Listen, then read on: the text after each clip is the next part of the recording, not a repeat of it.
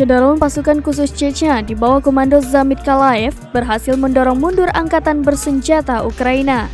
Serangan beruntun itu dilakukan sampai ke hutan dan ladang di wilayah Republik Rakyat Luhansk.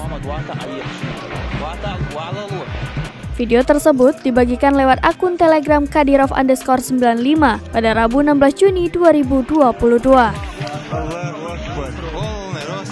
Pasukan khusus Chechnya menyerang angkatan bersenjata Ukraina sampai ke pemukiman di daerah Gorskoye dan Zolote, membuat mereka tak bisa melarikan diri.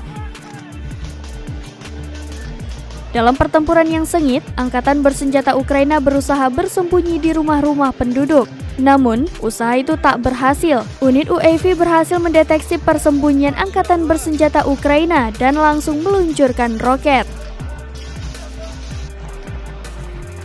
Setelah berhasil menyerang, pasukan khusus Chechnya menyisir setiap bagian dari zona bentrokan dan berhasil memastikan semua target hancur.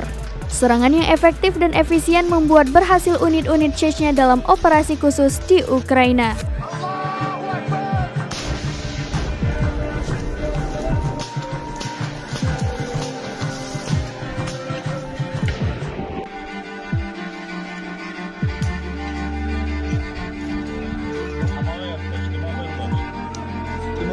Сейчас, ну,